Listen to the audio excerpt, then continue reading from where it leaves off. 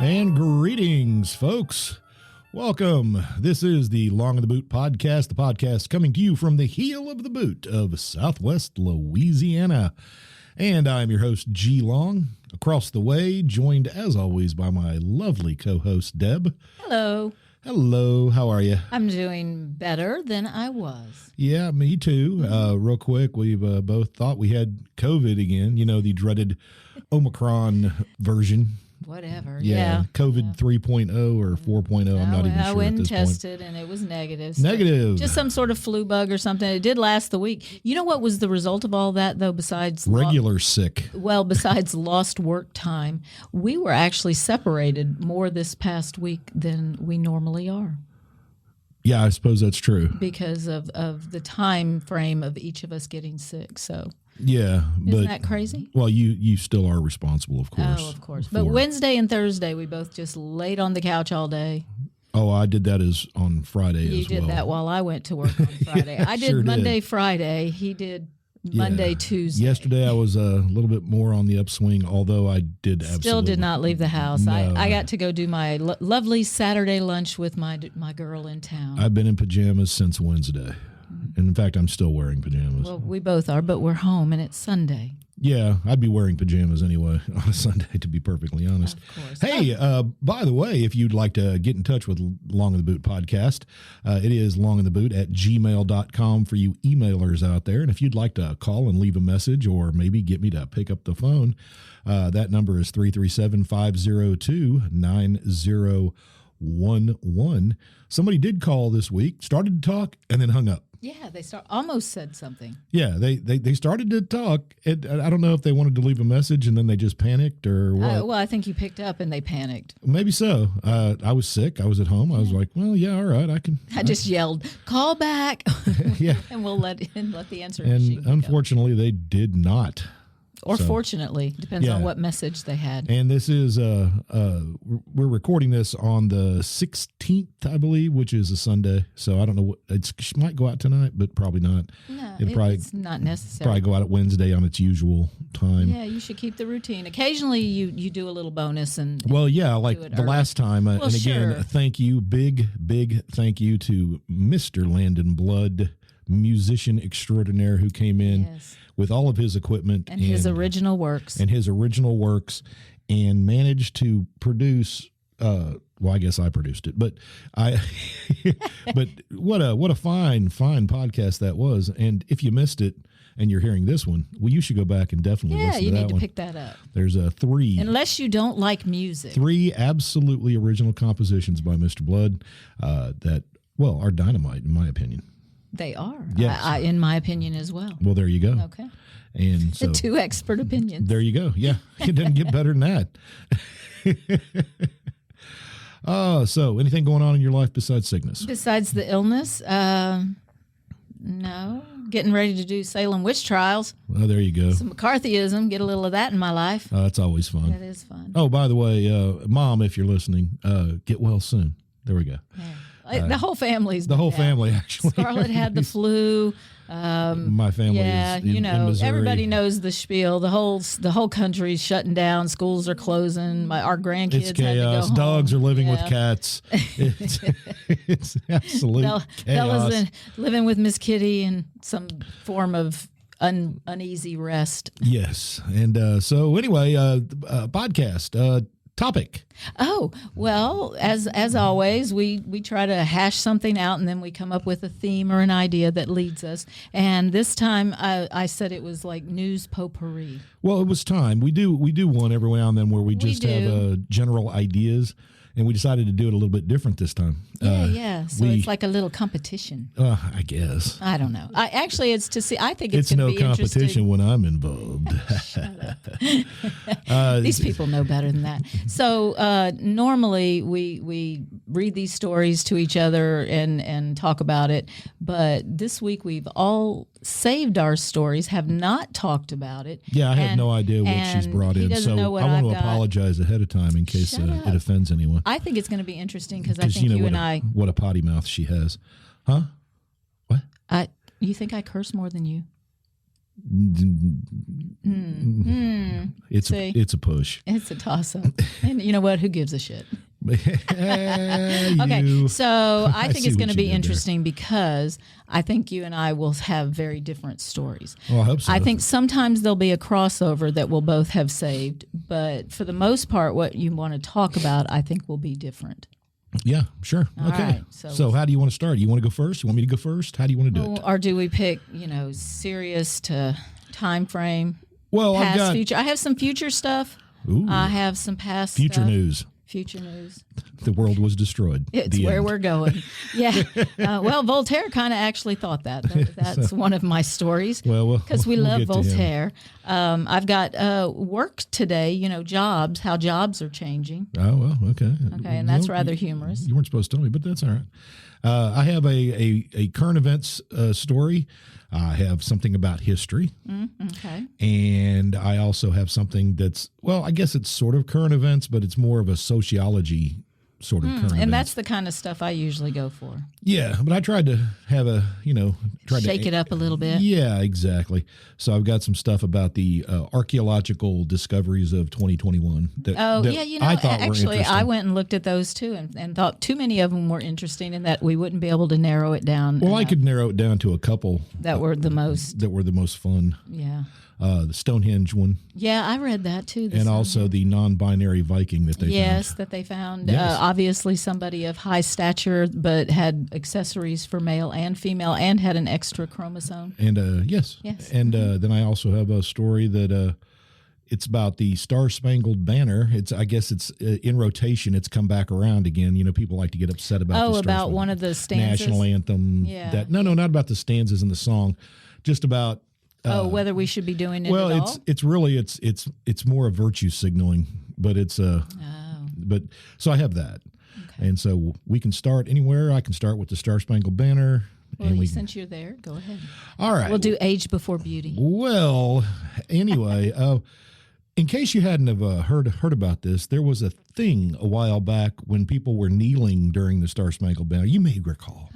Yeah, I sort of remember that in the that long ago time, brief time, and everybody got upset, and Trump, said some things about Colin Kaepernick, and everybody got really upset because he was taking a knee, and then other people started taking knees. Yeah, and it was what was his soccer message? Team took a they knee, questioned that, and how dare anybody not pay attention when the Star-Spangled Banner's up and is playing at a sporting event? And it got me to thinking, well, just one. How long has it been being played at sporting events? When did that actually start as a routine? And because I'm going to tell you, I can remember going to large sporting events when I was younger and looking around during the Star-Spangled Banner's playing and national anthem, whatever you want to call it. And people were goofing off in the stands. They were eating popcorn. They were drinking. Not everybody stood up, but even the ones that did stand up, not all of them were at attention. Mm-hmm. They were still talking to their friends. And it was a kind of loose. It wasn't. It wasn't formal. Well, it certainly wasn't anything that you needed to get super duper freaked out about. But there is a gentleman by the name of Jon Stewart. Okay, not our Jon Stewart. Jon Stewart, the former host of The Daily Show. Oh, that Jon Stewart. That Jon Stewart. And he has his own podcast because... Of course he does. Everyone has a podcast. He has more validity than I do. And he said something that got the people at Fox News all kinds of riled up. Oh, not hard to do. And there were a couple things about it that I think were worth paying attention to. First off, what got everybody at Fox News all kinds of upset? Well, take a listen. And Jon Stewart is calling the tradition of playing the national anthem at sporting events a weird ritual. The tradition began in 1918 and has marked significant moments in history. Who could forget Whitney Houston's powerful Super Bowl performance when the nation had just entered the Persian Gulf War? The nation's anthem also unified Americans after the 9/11 terrorist attacks, and it's what we turn to during our toughest moments. But Jon Stewart doesn't seem to think so. I've always thought about when Kaepernick took the knee and the whole thing was you got to stand for the anthem. But why is that? That when the anthem comes on, you only have to stand if you're there. But the transitive principle through the television, if it's through the television, you can do whatever the you want. If you're at the stadium, there's a whole regimen that you have to go through. Okay, so Anyway. Well, I think the introduction part, she was giving it like almost biblical power. Right. Yeah, biblical power. Yeah, it unites the country. As a country, we feel so much better when we hear it together after a big, large event. We're like those little prairie dogs that are all doing it. But when the national anthem comes on, we Everybody all pop comes up our up, heads yeah. and we're all united together. So that got the Fox News people really riled up, and they had there's a show on there, the outfield, the outland, the outraged, whatever. Is it a sporting show? No, it's a bunch of talking heads, all debating how dare Jon Stewart say such a thing when he really didn't say anything. All that he was making a jokey point that when you watch TV at home, you don't have to stand. You don't have to stand, and people don't, as far as I know. No, I've seen that has happened. And well, anyway, that does happen in some homes, G-Long. So they brought in an expert. And, okay. And they brought in an expert, and I think her evaluation is worth listening to, because it's not often you get this kind of expertise happening. Okay. On push the button. I will. Emily, what is wrong with this guy? I mean, you were an NFL cheerleader. You've been at football stadiums. I love the anthem. It is so incredible, Kaylee. I'll never forget standing on the fields during those games and hearing the national anthem, and I'll especially never forget my very final game, knowing that it was my final game, and I had tears streaming down my face and listening to it. My hand was over my heart. We were standing, and the jets fly overhead. I mean, I'm getting chills now talking about it. It is an incredible experience. That moment of patriotism, that moment of unification before we tear each other to shreds in the stands and on the field, right? But we are playing under one flag, and I'm surprised by his comments too, because he played soccer in college. I mean, granted, it was like junior varsity or something for a year, but he should still know that under sports, whether it's international and it's under the globe of, you're a world here, same world, or in the U.S., it's under that same stars and stripes. So I think it's an unfortunate but unsurprising attitude about it, but also contrary what he just sort of, I think, insinuated there. When you're at home, it's different when you're at the stadium. I'm a patriot every day, no matter where I am, and I stand for my national anthem. So that was a lot. So she is an expert. She is an expert. She is a cheerleader. You know what? She's an American, so we're all experts on the national anthem and how it makes us feel. I almost imagine from her description that the next time we have a riot or some kind of dissension in a city, if they just blare the national anthem, everybody will stop and come together as an American. Right. Because that's the actually power one of the of best the ways song. to stop a terrorist is just simply start the national anthem, and they will lay down their guns. And an alien. I saw Mars Attacks. I know what happens. And you just need a yodeler. But you notice she said when the national anthem comes on and it's on TV, she stands up. Stands. Well, Glenn, there are families that do that. Okay. Just because you don't know them does not mean that there are not families out there that do And then that. she made the little We slam. need to take a poll. I mean, he played soccer. Granted, it was junior college, but mock that poor little girl. I will mock She's that an poor American, little- and mock, she had a mock. job. But anyway, so that got me thinking about what is this? Why, first of all, do we play the Star Spangled Banner at sporting events? And because they said it goes all the way back to 1918. Well, that's kind of true. Okay. Basically, in 1918, there was a baseball game happening. At the same time the baseball game was happening, there was a minor thing called World War I happening in Europe, and Americans were there. And so locals were very upset that there was even a baseball game happening, because they wondered why these guys were on the baseball field instead of the battlefield. Not a battlefield, yes. Okay. So it's the Boston Red Sox, 1918, and the smallest crowd ever for a World Series at this time. Okay. Well, that seems reasonable. Anyway, so they were doing the seventh inning stretch, and they used to call it as a joke the seventh inning yawn. Everybody would get up and just stretch and, kind of loosen up a little bit. Yeah, it's been a long, they're stoving up. Because we know how exciting baseball can be for 7 innings. And hard benches, your hemorrhoids are acting up. Anyway, so as they stood up, the band that was there just started playing the Star Spangled Banner. Wasn't like planned. It just sort of happened. Okay, so it spontaneously happened. And everybody turned quickly and faced the band that was playing the music. And there was a guy who was a U.S. Navy veteran, apparently, named Jack Thomas, who a lot of people knew for some reason. Anyway, he began staring at the flag that was flying in right field. The pole, by the way, was actually in right field. You had to watch out for the flagpole when you were fielding. Anyway, That makes the game more interesting. so people started singing with it. I'm sure it sounded great. But anyway, so everybody started cheering and thunderous applause. Yeah. So when it there was a over. moment of All right. unity. Well, the idea began to catch on. So the Red Sox owner opened each game from that point forward in Boston with the Star Spangled Banner. The Star Spangled Banner, by the way, is the words, as most people know, are actually to a kind of a drinking song, a British drinking song, and Francis Scott Key. Sea shanty. Yeah, it was called To Anacreon in Heaven. He was a Greek poet. But it's about boozing and womanizing. That's Oh, basically- okay. Well, how very American. No wonder it brings And us together. So Key put the words to that tune, and that became the Star Spangled Banner. It was actually called The Warrior Returns originally, but yeah, okay.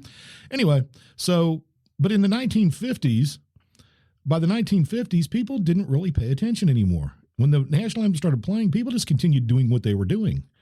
People were not standing up. They were still eating. They had people that would, but a World War I veteran in the 1950s was very upset because he noticed that people were laughing and talking and moving around and changing seats. And not taking the, he found it emotion with it. Yeah, he found it very distasteful. And as this guy was not only a World War I veteran, he lived in Baltimore, where the events in the national anthem took place at Fort McHenry. And so he decided that something had to be done, and they began putting stories in newspapers about what you should do when the anthem is played. Like, you need to remove your hat, you need to shush your children they put up. rules to it. They kind of put rules. They weren't actual laws or anything. It was just kind of like, please do this. They'll turn it into a cultural norm. Right. And it even changed the tune so that when they say, "Oh, say does the Star Spangled Banner yet wave," everybody gets really loud. Oh, because Orioles. Get it? So this is all tied to sports. Okay. Yes. And but it wasn't something that was done. It was kind of just spontaneous. It wasn't planned. Well, doesn't that make it more valid? Well, it does, except then we came to the modern times with Colin Kaepernick, and it created all kinds of problems. Remember, was it Drew Brees said that you shouldn't be disrespectful to the American flag and was immediately called a racist? Yeah. Because they were dealing with Colin Kaepernick. Donald Trump said, what did he say? I'd fire that son of a bitch. I mean, anyway, so people were getting pretty upset about it. But it's not something that needs to be done on the news. Oh, I see. This is an entertainment story then, In a or way, a sports story. Well, in a way, it's virtue signaling. Well, I think here's all these people at Fox News. Look at this horrible liberal Jon Stewart saying these horrible things, which weren't horrible, really. You're just upset because they're turning it into a political thing, as they always do now. Right. And then that got me on one other thing, which was the covering of the heart with your hand. Yeah, or you take off your hat and you cover your heart with your hat. Right. When I was a kid, most people didn't do that except for the Pledge of Allegiance. Yeah. And as a lot of people don't know, the Pledge of Allegiance originally had you putting your hand up in the air like a Nazi salute, yes. But apparently that went south after World War II. But people get really, really riled up about the national anthem. These are our traditions as a country. We're a new country, so we don't have a lot of them. So, just a cultural norm that they're going to get rid of. It's going to be another one of those things that kind of dies out. How do you think, though, that the national anthem beat out God Bless America as the nation's, national anthem? I don't know. What do you think? I don't know what they were thinking at that time. Because it's about the War of 1812. It's not even about 1776. It's the War of 1812. But just like everything that was said about the Star Spangled Banner, it's kind of tied to emotion, and definitely that becomes tied to emotion. I always use the phrase, part of the fiber of who we are as individuals and as a country. Well, just so you know, and I'll wrap it up with this. The government did step in. The government did step in and fix all of this back in 1942. Oh, okay. In a subsection of the National Bison Legacy Act. Bison Legacy. Yes, I'll say that again. Okay. The National Bison Legacy Act. There were statutory notes that were added, and one of those statutory notes deals with the national anthem. Wow. And, oh, by the way, the bison is a historical symbol of the United States and integrally linked with the economic and spiritual lives of many Indian tribes through trade and sacred ceremonies. Okay. National anthem designation. The composition consisting of the words and music known as the Star-Spangled Banner is the national anthem, 1942. Okay. Now, it was made the national anthem in 1931. They're doubling down in 1942 because, Okay. World War II. Conduct during the rendition when the flag is displayed. Individuals in uniform should give the military salute on the first note of the anthem and maintain that position until the last note. If individuals in uniform are walking or making their way to another destination, they must come to a complete stop. And again, military salute in the direction of the nearest flag or the music. So it could be the speaker. So either one, yeah. But they do that on base too. All other persons present should face the flag and stand at attention with their right hand over their heart, and if applicable, should remove their headdress with their right hand and hold it at the left shoulder, the hand being over the heart.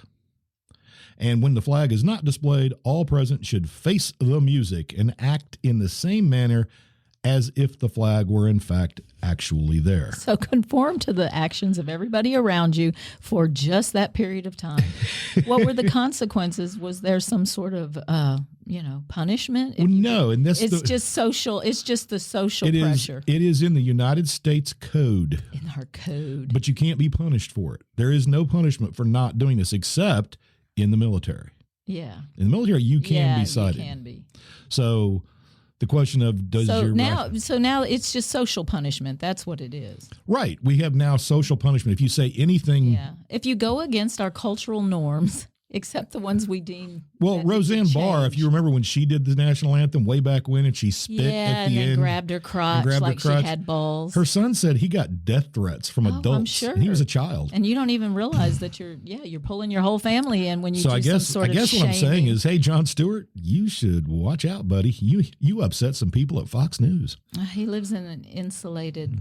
He lives in Connecticut. He left the California coast. But honestly, I don't think he really said anything all that bad. All right.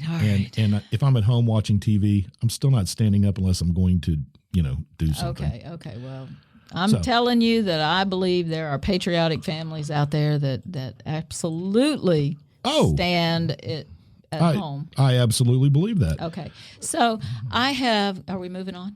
Oh, we can if you'd like. Yes, I'm moving us on. Well, I was going to sing the Star-Spangled Banner real quick. You could just push the Rickroll button for that. I'd rather that at this point. Well, you ruined my joke, but okay, that's fine. I was going to tell you that I'd already recorded it. You were going to play it. And then, just. Never gonna give you up, never gonna let you down. All right. No, you're never going to let me down, baby. Never.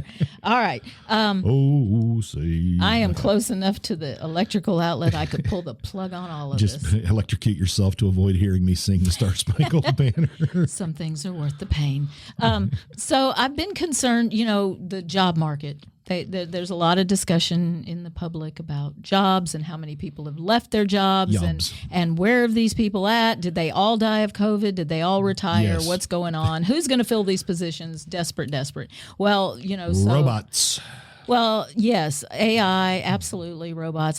So there are all sorts of things that are going to happen. Of course, we have a lot of people that left the job market and went into business for themselves. I worry about the influencers and where are they going to go? Influencers. Oh, my God. Because I don't know what their talent is, and there are a lot of them. The money these people make is I think I know what their talents are. Well, I don't understand the whole influencing thing. I've said it before. I don't do a whole lot.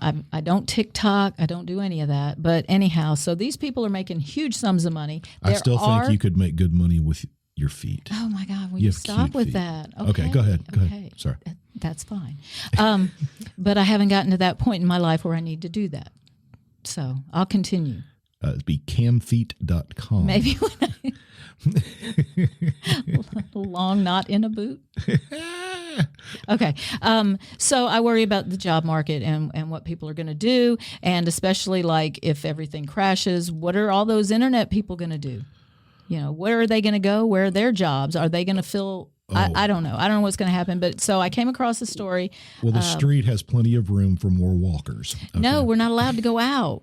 You're not supposed to leave. I don't know what's going to happen with the COVID stuff. They're threatening new variants now, and Okay, so what are these people to do? Well, here is an interesting job that a man has made a living at since 2018. Actually, he's been doing this and making enough money to live quite well. He is a Japanese man, and he is a do-nothing rent-a-man, 38 years old, and he has been making a living, usually 3 gigs a day, since 2018. People hire him to do nothing, to just be. Like, for what purpose? Well, he could be there to listen to you. He could go shopping with you. He says he replies to chit chat, but that is all. He does not make conversation with people.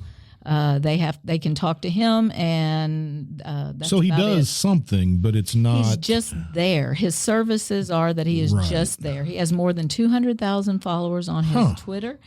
He says some people are lonesome. Some feel that it's a shame to go someplace interesting alone, so they hire me to come with them. He has heard a murder confession. Excellent. Somebody actually confessed a murder. So he's doing something. He's just being He's just another there, but, human. Yeah, but he's still doing something. He's providing a service, clearly. He is. Well, that's the point. He makes a living providing this service. He has done over 3,000 jobs. He says, I've turned down requests to do laundry and housework and things like. He does not do that. He says, I do nothing. I don't do laundry. I don't do laundry. And apparently he doesn't really answer questions. Morimoto is 38 years old. He says, I'm not a friend or an acquaintance. I'm free of the bothersome things that accompany relationships, and this can often ease people's sense of loneliness. So a prostitute. He does nothing.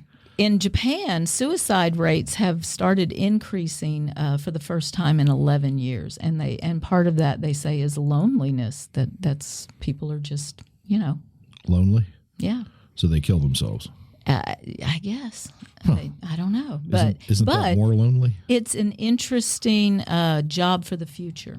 But I guess, like you said, now AI, robotics, we can make them so real, then people would just. He'll be out of work. He'll be put out of work by robots, just like everybody else. Eventually, because he's not offering any emotion. So think how easy a robot. Well, can that's fill what I that think. Position. That to me, that's like a gigolo. He's a gigolo provides an sex, emotional gigolo. but he's an emotional gigolo. Sure. He's providing because he doesn't. But he gives you a chance to have emotion, but he doesn't have any emotion for you. But that's what he's saying, that it allows people, because relationships with people are often weighed down with stuff. Baggage. Oh yeah, we all bring baggage to every relationship. So he feels this is like, for some people, a sense of relief, like they can just talk to him, or they can just sit in silence in a coffee shop and not be alone. Okay. I personally don't mind it because I grew up alone, so I actually get along quite well by myself. As long as I have something to read. Yeah, I gotta have my but sometimes books. I'll read people. I need my books. I'll watch people and read them. Gotta have my books. Okay, so I thought that was interesting because, again, I'm interested in jobs and the future and where all this is going. Yeah, where are we going? Where are we going? Yeah, well, there's a lot of that. Our language is changing. Do you have something else you want to bring up before I move to language? I do have another thing, I guess. Well, let's go back to the past. Oh, all right. And we'll talk about a little archaeological stuff. You already went to the past with the Star Spangled Banner and the National Anthem. Yeah, kind of. I suppose that's true. But I went through about 40 archaeological discoveries of 2021. Yes, I These saw all those. happened within the last year, and I picked 3. Okay. And I can go through them really quick. All right. So that would have been a story we both would have had, because I almost did that, but I felt like I had too much already, so I stopped. Well, I'm always going to go find a story. And we'll start with the one that, I don't know, I find them all interesting. This would probably be the least interesting to a lot of people, but they found a slab in France quite a ways back that it's a 7 by 5 foot slab, and it's carved with these lines all over it. And for the longest time, they really didn't know what it was. what they did, it was excavated originally in 1900, where it formed one of the walls of a stone tomb that they said came from around 1600 to 1900 BC. Is it like a slab on top of something? They don't know. Like a coffin, they just found or? a chunk.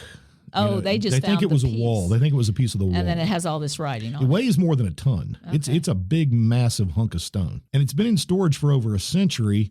Well, they got it out to start examining it again.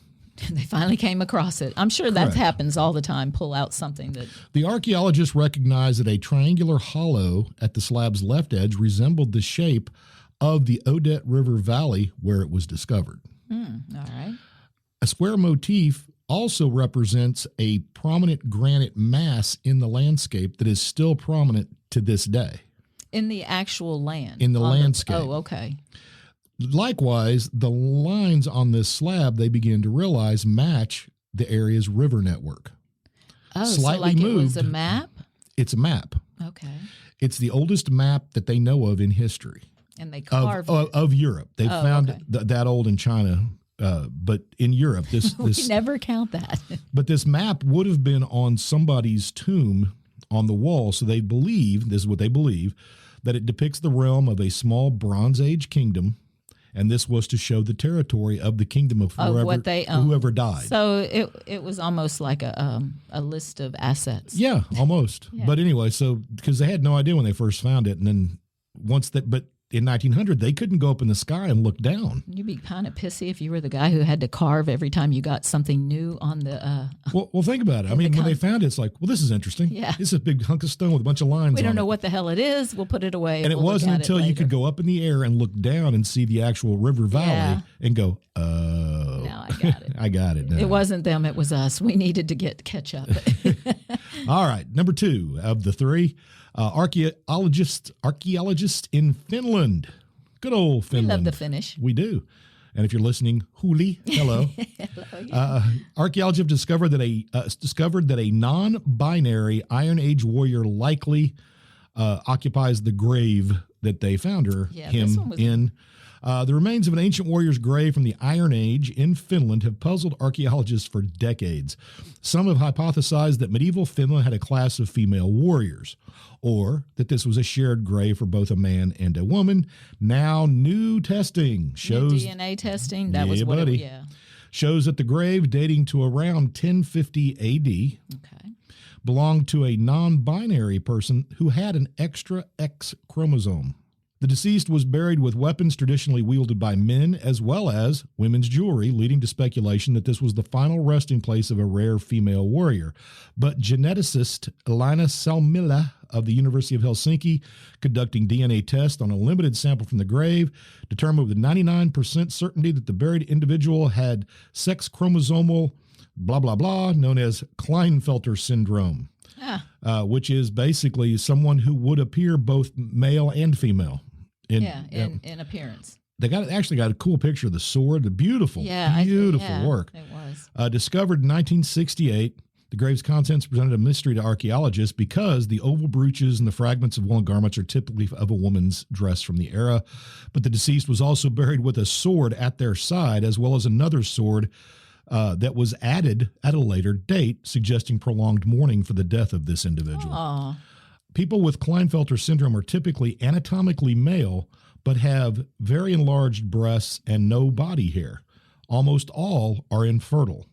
The paper's lead author said that the grave belonged to a non-binary person who clearly didn't identify exclusively one way or the other due to the fact of the and artifacts that are in the obviously grave. the community around them didn't have a problem with that because they buried them. Right. It says the many valuable objects buried with the person suggest that the deceased was a figure of importance and a highly respected member of the community. They were laid in the grave on a soft feather blanket with valuable furs and many valuable objects. Wow. It has been suggested in the past that the ultra-masculine environment of early medieval Scandinavia this idea of a man dressing as a woman or vice versa would be very shameful. However, they now believe that in early medieval Finland, there may have been individuals who did not fit into the standard binary model, but were accepted into the community anyway. They were just people. Well, if he had a sword, Yeah. he could fight. Yeah. So there you go. and clearly important to the people because stuff was added later. And cared for, yes. Right. And loved. So there you go. That was interesting. And finally, Stonehenge. Oh, yes. The Stonehenge Inner Circle was originally erected 175 miles away. Yes. The Inner Circle in Wales. Now, what makes this fun is, in legend, Merlin stole the Inner Circle of Stonehenge from Ireland and brought it to its resting place where it is located now in England, on the Salisbury Plain. So now we have a little support. In Wiltshire. And it's because of the actual stone the blue itself. stone. Yeah, the guy that had investigated it, in the 50s or something, and took a core sample, and they let him take it. Yeah, I know. And now he sent it back, and yeah. But the blue stones, they've always wondered how they managed to get them to be moved. They didn't know where they had originally come from. They discovered Wales because they found an area where the stones match the holes that were left in Wales, and at the time, Wales was considered part of Ireland. Mm-hmm. So maybe Merlin did move those stones. Yes, but anyway, those stones are still very large, very big. The story of Merlin stealing the stones has always been dismissed as a myth. However, there may be some basis in truth because southern Wales, where these stones originally sat, were moved 175 miles. And how did they get them that far? Yeah. Before it was like 12 miles, and they were trying to get having out a of. magician do it, well, there you go. And they have found ancient holes where the stones had been removed long, long ago. So when they left that site, they would have started a story for it, right, to explain why they're gone. Or exactly, it would have been important. Mm-hmm. And what was the reason? Because what's interesting is, and I think this is probably the thing that I found most fascinating about this, the ancients transported these stones, and why they did it and how they did it, nobody still knows. But to make such a task worth the effort, the blue stones must have been considered not valuables, but something even more, like the very essence of who they were. Because these stones, the blue stones, by the way, the composite, is the reason they're still around and haven't lost a lot of detail is because they're hard. They're extremely it's incredibly hard. I know. I read that too. And so Juan Mon is located just a stone's throw from the quarries. The Stones of Stonehenge project identified as a source of the blue stones 2 years ago. So it was only 2 years ago that they found the source of the blue stones. Okay. So now that's how rare this type of rock is. So there's going to be a lot more research that they're going to uncover. But when Parker Pearson's team carbon dated the hazelnut shells believed to have been left behind by prehistoric miners after a snack, they were found to predate the monument's erection around 3000 BC by 4 centuries, suggesting that people were already around these things even before they erected them, got them upright by hundreds of years. So why would they have cared to make them upright? Well, that's the question. And again, part of a religious ritual. Like I said, every answer they get creates several more questions. Well, isn't that's just part getting of on the internet? You read something and you got more questions. And at one time, the stones, when they were in Wales, there were actually about 50 of them. There's not nearly that many. So where are the other ones now? They don't know. If the material is so hard and so difficult to... Well, they have these circles all over the place in England. They do. I mean, they did. So maybe, who knows? Magician? Aliens? So anyway, the circle would have aligned with midsummer solstice. So really, it's just another piece in the puzzle of the story of Stonehenge. Yes. That we continue to want to know. I saw that. That was how you... Yeah, I was gonna cough. It was pretty obvious. All right. Well, there you go. Well, okay. So speaking of history, something that we've discovered now, of course, and we've used history to help. What are you looking at? Time? Yeah, I was. I'm looking at time too. Okay, go ahead. History. Our language. Our language. Something we always come back to because this is how we communicate. So. It's everything. Language lessons. Yes, language lessons. Our language is getting more emotional and less rational, as if I had to tell you that.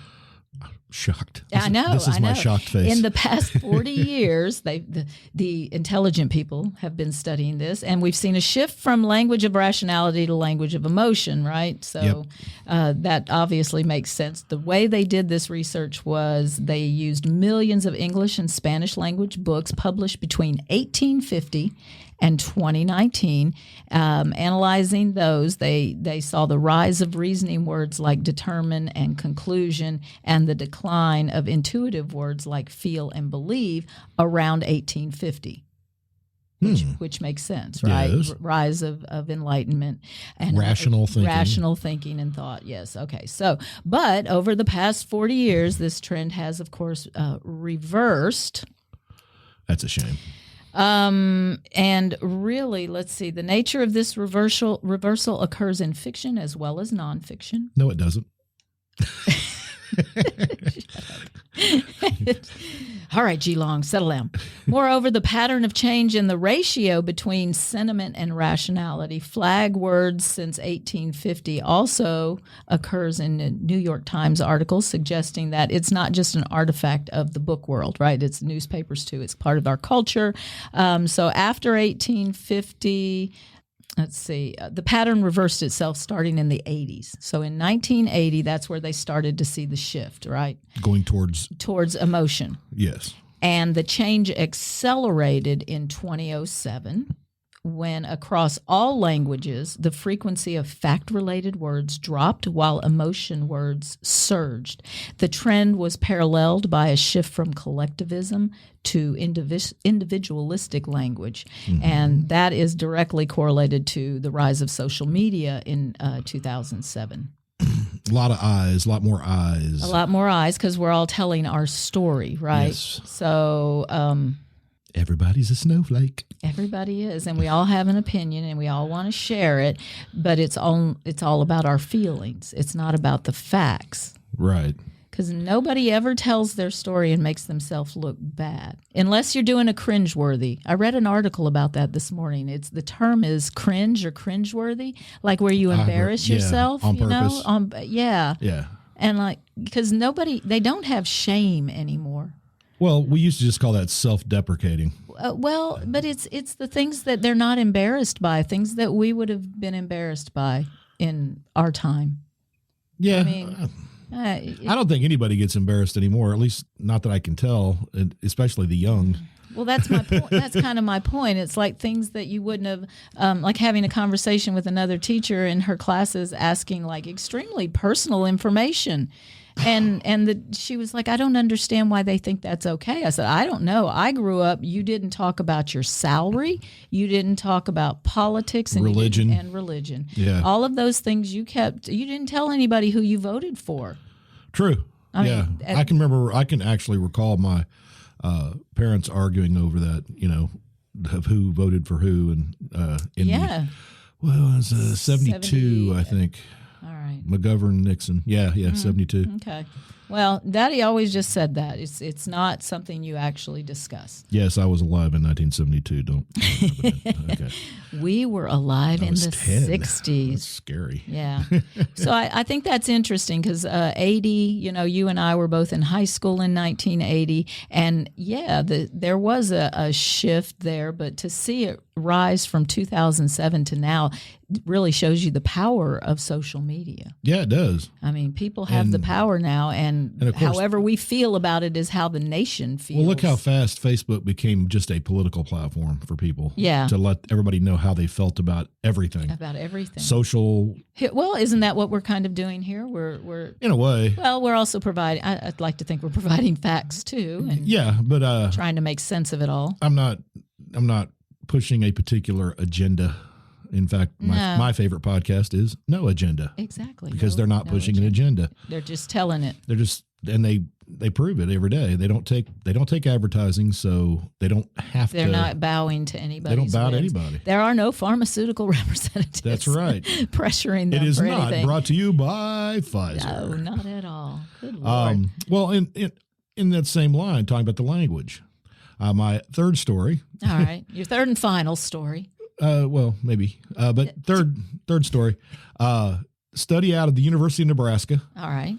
Politics is making people ill, making them actually I read that sick. too. I didn't save it, but I read it. Apparently, scrolling social media, reading websites, listening to podcasts, watching news, keep listening to podcasts. What's the cost? According to research from the University of Nebraska, Lincoln political scientist Kevin Smith, all the political jockeying is harmful to our health and has been for some time, and even a change in party power didn't help. No. I could have told him that. Yeah. In a follow-up to the groundbreaking 2017 study where he first measured the effects of the political climate on Americans' physical, social, mental, and emotional health, Smith has published a new article.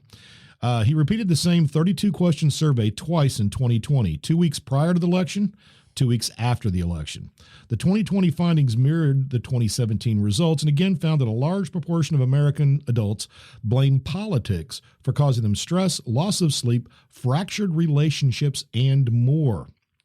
An estimated 40% of Americans identified politics as the most significant source of stress in their lives. Well, why are politics so bad for our health? Additionally, between a fifth and a third of adults, that would be 50 to 85 million people, blamed politics for causing them fatigue, anger, loss of temper, well, it's the same thing, triggering compulsive behaviors. About a quarter of adults reported that they'd given serious consideration to moving from where they live because of politics. Wow. The results have remained stable for nearly 4 years, and Smith says that is cause for alarm. It is, and it's causing me alarm right now just thinking about 2024. I was griping about that today. He said the second round of surveys pretty conclusively demonstrates that the first survey was not out in left field, that what we found in that first survey is indicative of what Americans are experiencing. It's unpleasant to think that in the span of time, nothing has changed, that a huge chunk of American adults perceive politics as exacting a serious toll on their physical and psychological health. But we're allowing it to do that. Well, of course. That's what I think. Yeah. We wondered if a change in presidents, which indeed was the case, would shift attitudes, and the answer was no. Not at all. If anything, the costs that people perceive politics as exacting on their health increased a little bit after the election. Because we changed presidents, right? Changed. So the stress was more because now you've got another unknown. Hang on, it gets even more fun. In their questionnaire, it showed that 1 in 20 adults has contemplated suicide because of politics. Okay, that's a little out there.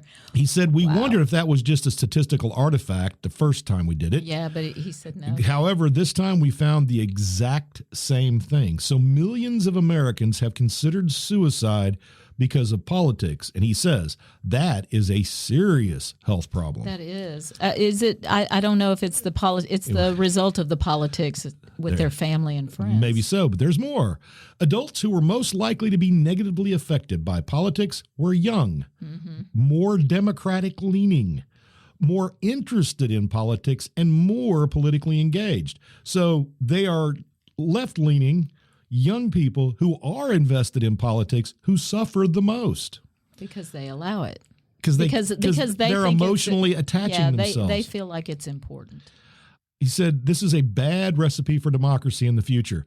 There's a real potential for demobilization here. If people view politics as so conflictual and potentially a threat to their own well-being, what will happen is they'll say, I don't want to be involved any longer. Yeah, and democracies cannot survive without participation. We must have civically engaged citizens. But not extremists. So how can we mitigate this problem? Smith said that's a question he plans to explore further in his next series of research. Well, teach civics. He says the best way for people to understand how to deal with politics is to become more politically knowledgeable. Not just emotionally. Not engaged. Yeah, I thought that was a nod to teaching civics. I'm going to get to that. People who were more politically knowledgeable are far less likely to report negative outcomes, Smith said. Something I'd really like to look at would be if you took somebody who's politically interested but not knowledgeable and they were given actual education about our political system, would this reduce the negative health costs of politics? That could be the most positive outcome of a civics education that has never been considered before. Exactly. And here in Louisiana, very soon, civics will be the EOC test that students in high school will have to pass, Well, not I see that American as a, history. Yeah, that's a positive shift. It's an absolutely positive you shift. need to know the past, but you really need to understand the Well, there's a lot of position you're in history now, in yeah. civics if it's taught Absolutely. properly. But here's the problem that I have, and I love civics. I love teaching civics. The problem I have is when we teach civics and we teach how the government is supposed to work, Yeah, that's not the unfortunately, reality. it also opens the curtain to the fact that our government is horribly dysfunctional right now, and that the people who are running the government are not the people serving the people. So- it is, in fact, corporations Yeah, and and drug companies. So and then what you're going to lobbyists. do is just stress these young people even more. Well, either that or they're going to become very knowledgeable of how it should work, and they will begin to work towards Making demands fixing that the happen. problem. And it has to happen at a grassroots level Absolutely. Yeah. By knowledgeable by people. knowledgeable people who understand the system. And I will tell you now that most people cannot pass the civics portion of the American citizenship test. Most Yeah. Americans to cannot know pass the it. rights and the privileges and the And that's a fact. It's not something I'm making up. I'm not going to go find the page, but it's a Yeah. fact. Google it, people. Yeah, do it yourself. Just Google it. And learn how the government's supposed to work so that you can see how badly it's not working. Yeah, yeah. So there you go. Anyway, that was my third and final That story. was your third and final story. I had some other side stories. Well, I had found a thing that about Voltaire being the first sci-fi writer. Go for it. Okay, so I don't. There was a lot that went with this because it led me down several paths. Who is Voltaire? Are we going to get into his satire and his philosophies? French writer. French writer, Around the time of yeah. the Revolution. There we go. Yeah, yeah. Late 1700s. 1752. He had a short story called Micromegas. So it big and micro. Yeah. And it's a story about a brilliant giant from a distant planet, and he's kind of modeled after Newton. And well, he has a sidekick who's from Saturn, and he voyages across the universe with his slightly less gigantic friend, and eventually ends up on He's merely Earth. enormous. He is like I don't remember what the dimensions were, but on Earth, a whale to him is like a grain of sand. Jesus. Yeah. That's big. So through the course of his time on Earth, where he thinks that there's nothing, because he can't actually see it, but then he develops a way to be able to see like a microscope that helps him. He has all these weird He's been things. crushing people as he walked around. Oh yeah, it was crazy. And then he sees this little piece of wood, and he picks it up, and it's a boat. And on the boat are a bunch of philosophers, humans, right? Yes. So he devises a way that he and Saturn can actually talk to these humans and understand what they're saying. The humans got his attention by stabbing him in the finger with a whaling, Harpoon? Yeah, harpoon. And as soon as I read that, I was like, oh shit, he read Swift. He read Gulliver's Oh, Travels. wait, which one was first? Gulliver's Travels, because I went and looked Okay. that up. And so Voltaire had been in London when Gulliver's Travels was released. So they said he read that immediately. Well, he would have because it was about religion. Yeah. Yeah, well, yeah. So I think his idea of putting all these philosophers on the boat so that they could tell the giant, from the other universe, and his slightly smaller giant friend, His merely enormous Saturn friend, about their philosophies. It gets kind of deep. It's a 7-chapter novella, but basically it's about the self-importance, and the giant laughs at the humans all the time because when they tell their philosophies, he thinks that they're just idiots, and he tears holes in them. So here I wanted to read the last thing, because the giant then when the travelers hear the theory of Aquinas, that the universe was made uniquely for mankind, they fall into an enormous fit of laughter, which causes the ship that the philosophers are on to fall into Sirian's pocket. Micromegasis then is angry with the arrogance of mankind, and then taking pity on the humans, Sirian decides to write them a book that will explain everything to them philosophically. The volume of the book is presented to the French Academy of Sciences. The Academy's secretary opens the book to find the pages are blank. Psych. Thank you, Voltaire. Because apparently Aristotle, Descartes, Locke. Now, he did like Locke the best. They did actually, Well, yes. Yeah, of all of the philosophers that spoke, apparently, Megasis. John Locke, and a lot of John Locke's work went right into the American system of government. Exactly. As a So matter of fact. Micromegasis finds fault in every theory except the disciple of Locke, who exhibits philosophical modesty.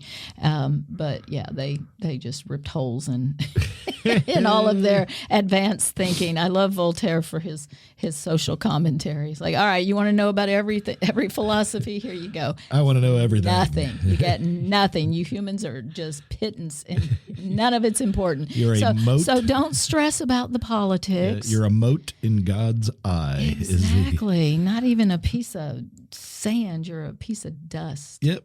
And Probably a part of Stonehenge. could be. Okay. Well, we've definitely had at least, that's what's all the talking about, like we've all drank water, and in that water is at least one molecule of water that came out of a very famous person. Yes, exactly. We're all sharing our pieces, our Yes. fabric. All right. And to wrap it up, a story we actually ran into this right before we recorded the podcast And we weren't, I had to tell you to stop talking about it. because it's hilarious. It's hilarious. All right, so And so we'll do this and kind of wrap it up. And today, before we wrap it, we'll do this just first. do the story. A professor in Michigan welcoming his students to class did it in a bit of a different way. Some students in Michigan might have thought their professor would cover the usual things when he kicked off the semester, talk about grading, plagiarism, that kind of thing. But Barry Mailer gave them more. Mailer, a history professor at Ferris State University in Big Rapids, Michigan, told his students he didn't want to know anything about them. He didn't want to know their names because you people, this is a quote, you people are just vectors of disease to me. The 74-year-old professor said it didn't matter how hard they worked in class anyway, since he randomly predetermined their grades. At a time. And if they didn't like it, he said, yeah, go complain to the dean. Go ahead. I'm retiring at the end of this year, and I just don't care any longer. As of early Friday, his 14-minute profanity-laced video had been viewed more than 200,000 times. Mailer has been placed on administrative leave while they investigate the incident. Just let the In man a have his statement, last the semester. university president said he was shocked and appalled. Really? By the video. You know, how, I'll bet he wasn't. I bet he wasn't. I bet he knows him, and he 74, wasn't man. surprised at all. Yeah. And remember, our president is older than that. I'd like to hear a 14-minute profanity-laden. Well, we heard a speech by Biden early this week that might as well have been profanity-laden. But All right. Let that go. Anyway. Yes, no politics. the president of the university said, it is profane, offensive, and disturbing, and in no way reflects the values of our university. Was he going to come in and teach his damn class? If he was going to come in and teach the content, The Post then asked carry on. Mailer for a response, and Mailer didn't comment. He has taught at the university for more than 27 years, according to his page. Done. He's just done. He is the director of the university's Institute for the Study of Academic Racism. Oh, wow. And said his academic work focuses on the relationship between science and racism. I'll bet he was going to be equally to all of his students. So the professor opened his video wearing what looked like a space helmet, although he told the students that it was equipped with special filters to protect him from the coronavirus. Like in the South Park episode. Taking it off, Mailer introduced himself as an alien, and he was there to inform the Earthlings that the intergalactic internet is all abuzz about this planet, and suffering is through the roof. He said, quote, I don't know whether you people have noticed, but it's dangerous to even breathe the air. Many of your experts are advising wearing masks because there's a deadly virus spreading around the planet. Your civilization is collapsing and life on your planet is going extinct. Oh, wow. He's like Micromegasis. Addressing the upcoming semester, Mailer told his students he had no choice but to return to the classroom to teach in person, but urged his students not to join him because of his age and increased risk of suffering severe COVID symptoms. Oh, well, this takes it to a different level then. All right. That He poor said, baby, quote, just I'm needs old enough to be your grandpa, and you people are vectors of disease. So when I look at a classroom filled with 50 students, I see 50 selfish kids who don't care whether this grandpa lives or dies. Wow, what an honest man. Mayer went on to tell his students not to worry about how remote learning might affect their grade because he said, you have no control over your grade. It doesn't matter how hard your work. Later in the video, he explained he based his grading system on the Calvinist doctrine of predestination, which posits that God has already assigned people for salvation before birth, so no action they take in life can change pass that. Or you're not. He said, quote, none of you, not one, are good enough to earn an A in my class, so I randomly assigned grades before the first day of class. I don't want to know anything about you. I don't want to know your name. I just look at the number and I assign the grade. That's how predestination works. Okay. And don't come complaining to me. Take your complaints to God. Oh, wow. Okay. All right. I've changed my mind. He needs to just go ahead and go home. I think politics may have gotten to him. I think everything may have gotten to him. That poor baby. Oh, 27 years nice. he's done. He can't. The incongruity of life has just affected him. Your kids are vectors of disease to me. Okay. Wow. I think that's where you wrap that up, Glenn Long. I will not wrap it up. I'm going to keep. All right. Ooh. Getting close to retirement myself. I know you are. I know you are. Are you going to go on a tirade? No. All my Probably tirades not. were when I was younger. Yeah, you settled. I don't really go on tirades anymore. Not exactly. No. Although I will say, Scarlett and I both had an emotional Tuesday. Apparently, mother and daughter were both dealing with emotions. Hers stemming from a wild Christmas party at work. Where bad decisions were and made. mine from illness, and I fell and I hurt myself. Somebody ate and my pizza. That was a violation beyond all. I agree. You don't eat You don't somebody's eat food. somebody else's Their food. lit pizza. Their Louisiana lit pizza. That's right. When they have a hangover. The pizza was lit.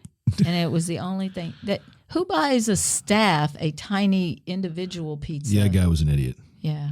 Hey, and if you're listening, guy, you're an idiot. I'm sure he's not listening, but I don't care. But I don't care. we are judging him I'm not scared. because it was a violation. Yeah. Yeah. Yeah. All right. Poor Scarlett. Poor Scarlett. Poor Scarlett. All right. Well, that's our potpourri mystery. Yes. Mystery. topics. You Clearly don't- I won. Story you got. Well, we had several similar stories. I just didn't pick everyone. But the important thing is I won. That's the important thing. And what did you win, G Long? I won this cup of hot tea. A warm beverage. That's right. Sheldon approves. All right, people. So there you go. We'll be back in a couple weeks with the Long and Boot podcast, and we're gonna head out today with something different. Normally, I play the opening theme at the end, the opening theme that our good friend musician Landon Blood did. However, today we're gonna go out because if you didn't hear the last podcast, you missed some great music. Mm-hmm. But we're gonna go out today with one of his songs that deals with the very topic this whole podcast is about, which is the heel of the boot, and in particularly Rose Pine. Yes. So there you go. Y'all have a great week. Remember, it's longintheboot@gmail.com, 337-502-9011, and the website is longintheboot.com. Joy is portable. People, bring it with you. Ooh, nice. Is that Voltaire? No, that's me. Anyway, so here you go. This is Landon Blood from the Long in the Boot podcast just a short time ago. Go give it a listen. It's around the 30-minute mark, I think, on the last podcast. Anyway, y'all have a great week, and we'll try to get better so that next time we don't sound quite as sick. Bye. Bye-bye, y'all.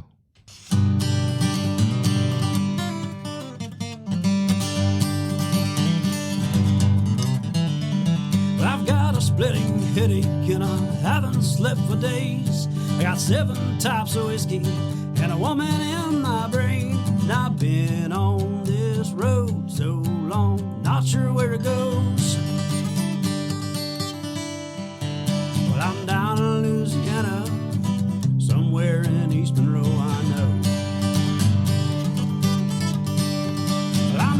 to my baby's house. Been 5 months since we split, but I'm hoping she forgives me. If she don't, I guess I'll live still 200 miles till I knock right on her door. I guess if she says no, West Virginia, here I go. Woo!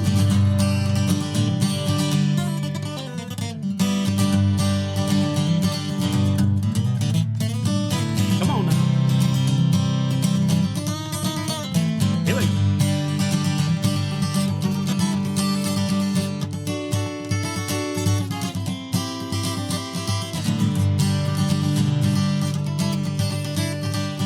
There's a man on my radio says the world is gonna end, and we should get out all our money and hand it all to him. It's still 7 hours. I'll see my baby once again, and we'll fall asleep as lovers, or maybe this really is the end. Still got one headlight burning. I've been on the road for days, and I finished all this whiskey, can't erase from my brain, and it almost feels like someone else is in control. Well, I'm down in Louisiana, these rose pines are calling me, I know.